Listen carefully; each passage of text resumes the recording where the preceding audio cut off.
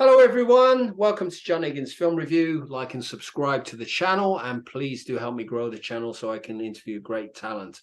And I've been set a talent here by this gentleman here, Simon Baller, my good man, my lighting assistant, as we're testing things out. And he's asked me to try and link some of the posters behind by their music. I want to know who are the musicians or the creators, or what is the link behind every poster here. John and I like to play this game, and I always set him a new challenge. John, go. Okay, so right behind me here is A Clockwork Orange.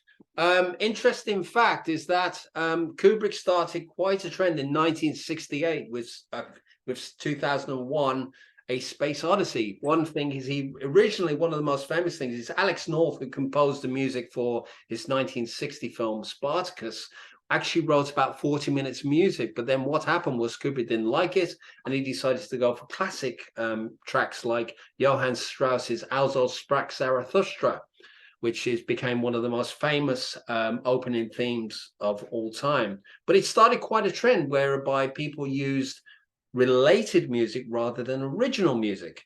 One of the examples of people who use music and songs in their films, Quentin Tarantino was one of them. But behind here we have Martin Scorsese, who has a habit, particularly with a film like Casino from 1995, where he had about 40 tracks from various artists, including Go Your Own Way by Fleetwood Mac, and of course Give Me Shelter, which is one of the most frequently used songs in a Martin Scorsese thing. Another person that believes in strong soundtracks is Harold Faltermeyer. Is Jerry Bruckheimer. One of the interesting curiosities is that Top Gun actually was a success based on the soundtrack. Interestingly enough, Danger Zone by Kenny Loggins did not hit the top 40 in the UK, but is well known by fans because of the soundtrack. And of course, one of the most famous songs, Take My Breath Away, was #1 for 4 weeks in 1986 at the time of the film's original release in the UK. Of course, Top Gun was followed by the excellent 2022 sequel, Top Gun Maverick, which of course the opening bars of Danger Zone and the Harold Faltermeyer Top Gun theme sort of sent people thrills with everything else. Then, of course, below me is, of course, Ghostbusters, which, of course, featured one of the biggest ever lawsuits in Thing, which included the fact that Ray Parker Jr.'s song was a blatant steal from the Huey Lewis track, I Want a New Drug Called Love. And, of course, they settled out, of course.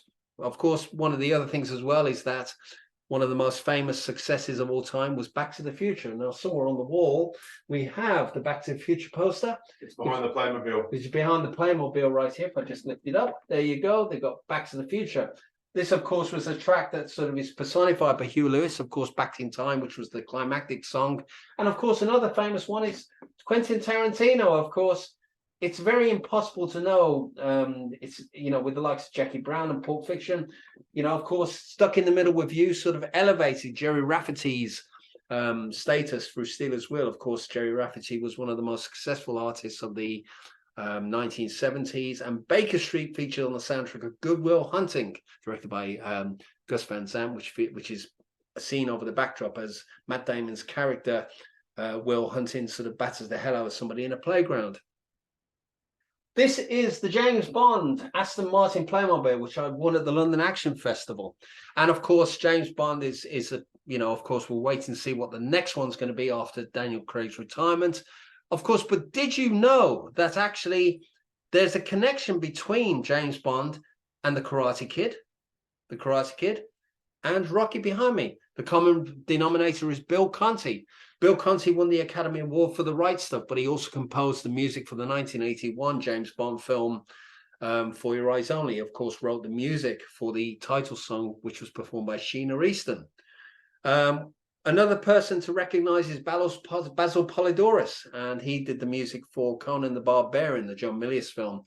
John Milius has a Clint Eastwood connection. He was actually responsible for co-writing with Michael Cimino the second of the Dirty Harry films, Magnum Force, which was released in 1973.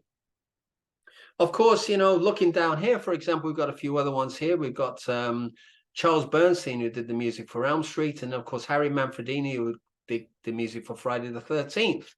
The Lost Boys, of course, is another great soundtrack.